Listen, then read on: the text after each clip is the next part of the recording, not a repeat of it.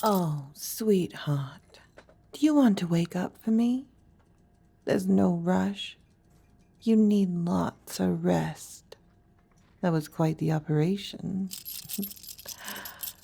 Oh, such a soldier, always toughing it out. You're right. This ain't your usual hospital. Let me turn on the lights. Now, you're still very sick. You need to stay in your bed. Doctor's orders.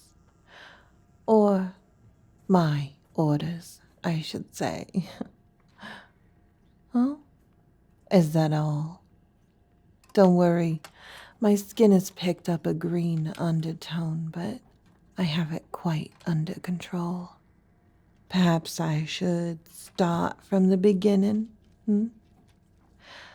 I think it started the first time my little sister brought you over to our house, and you two had been playing outside, but your heart was getting tired, so you had to come inside and lay down. My sis was still outside with her toys. I guess she wasn't really concerned about you at that age, but you looked so sad. And I got a little soft spot for you, bringing you some soup, watching anime, talking. You was so well behaved for a little kid, and I could talk to you about what I was going through in my life, and you'd listen. I'd tell you all about my crushes, and you'd tell me about going in and out of surgery for your bad heart. I didn't think that was fair, that such a cutie with so much emotional intelligence should have a heart failure, of all things. Taking care of you, it really made me want to be a nurse. And then I heard about your surgery. That's what pushed me. If the best surgeon in the world couldn't fix your heart, then I just needed to become an even better surgeon. I'll admit, things got a little out of control with some of my experiments. Mostly it was just a big misunderstanding. For most of human history, dissecting human bodies was forbidden. And really, when you get down to it, vivisecting a body isn't that different from surgery. I didn't hurt anybody.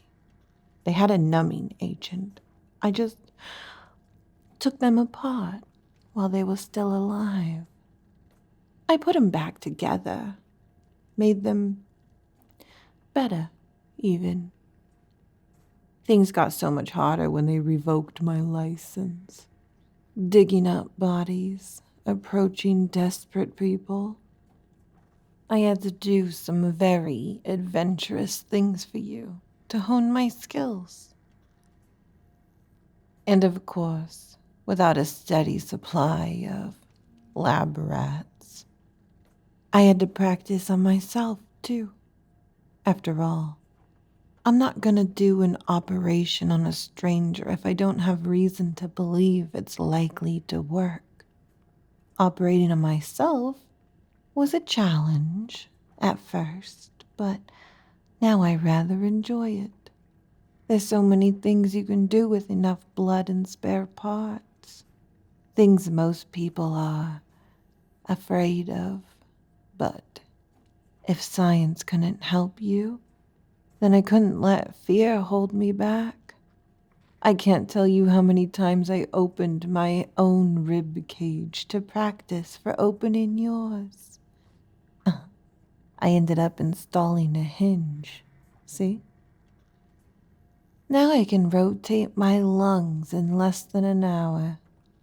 Fun stuff. I love taking a long weekend and playing around with my spine. Oh, and I'm pretty close to figuring out how to socket in a second pair of arms. And once I do that, operation should take much less time. And time is blood, after all. I wouldn't say that I've reached my potential yet. I just couldn't wait any longer. I was certain I could get your heart to behave. It made me so sad to keep you in a coma. Every time I tried, it just wouldn't cooperate with my vision of you. It would have been a lot easier if you had some of the modifications I've already adopted, but you have such a long history of rejecting tissue, it was hard to know where to start. That's all behind us now. You're awake, and now you have a heart that you can never, ever, ever reject. It's my heart. I'm quite proud, actually. It might be decades before any doctor repeats the double auto heart transplant. And it was the most logical way forward. My heart is so enhanced at this point. I'm expecting it will last the next 200 or 300 years. If you take care of it. You will take care of my heart, won't you? Oh, thank you, sweetie. And my heart will take care of you too. Your immune system is rather pathetic. I'd like to see your white blood cells even try to reject my heart. No, we can wean you off all those drugs and get you nice and healthy. And similarly, your weak little heart in my chest is going to get whipped into shape. Right now, I'm using muscles in my chest to force it to beat properly, but tomorrow I'll get a proper chance to take it apart and clean it. Oh, I'm looking forward to perfecting every bit of you. What's that? No. We're nowhere close to done. That cot's big enough for two, isn't it? Why don't I just crawl in with you and tell you what I'm thinking?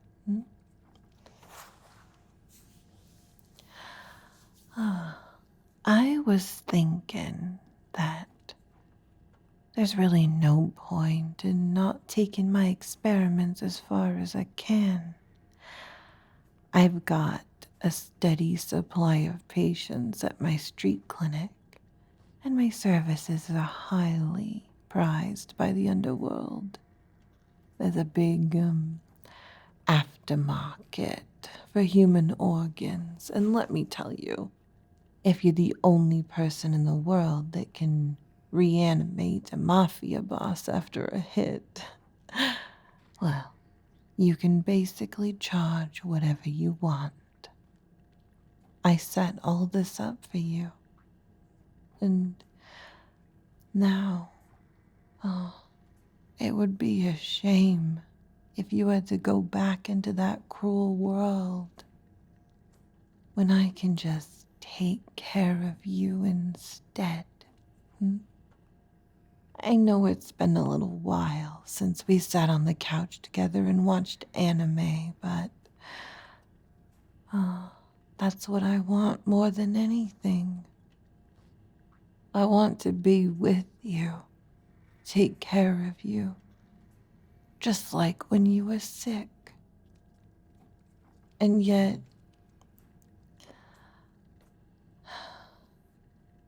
I knew it was my destiny to heal you.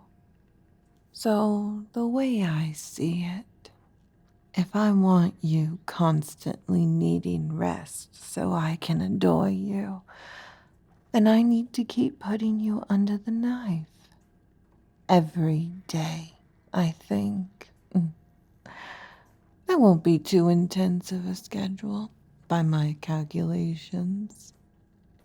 We'll just get up real early in the morning for your operation, and I'll take apart your hands or your eyes or whatever I feel like working on. And I'll tinker around and I'll make you all better. Then you can take your nap while I deal with my other patients, and around dinner time I'll make you a nice liquid diet to keep your strength up. Although, I could just cut open your guts and put food in you directly, but I really do like the idea of spoon feeding you again.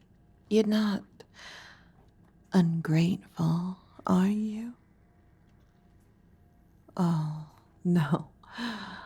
No, I don't suppose that would leave much time for seeing your friends or family.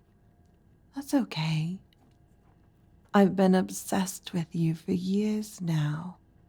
Surely you can spare a few decades while I have my fun? What's a few decades anyway? You know neither of us are ever going to die. Not so long as there's billions of sets of spare parts out in the world.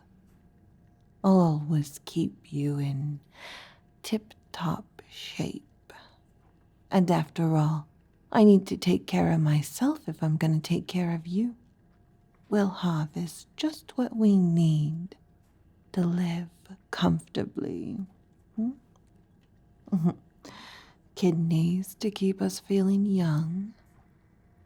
Livers so we can have lots of chemical fun together. Bones and muscle and fat. To me, they're all seeming like so much raw material. We can be whatever we want, or whatever I want. I can make you taller, or shorter, stronger, or weaker. If I ever get tired of handcuffing you, I could just detach your nervous system. No, not a good idea. Oh, how about I install a second brain stem that controls your heart and lungs?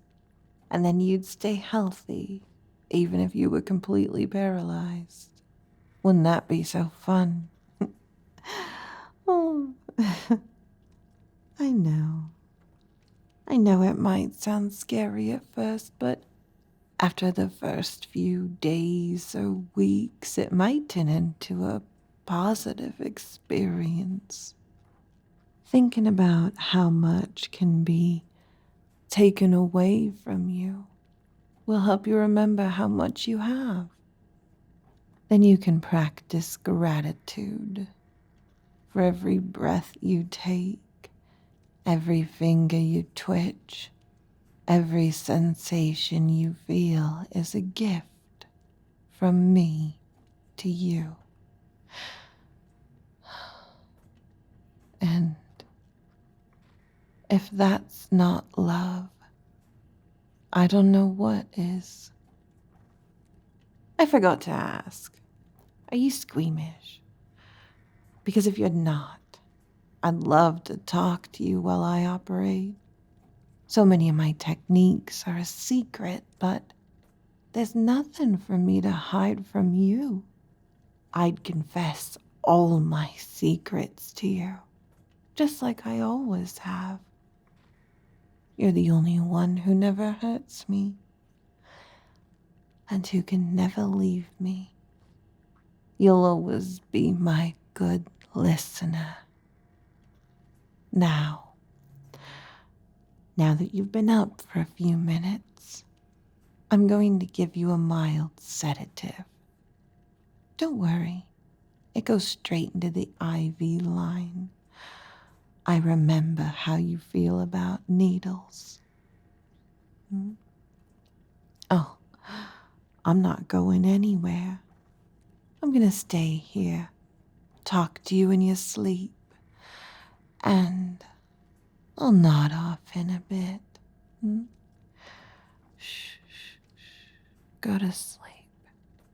Go on. Shh,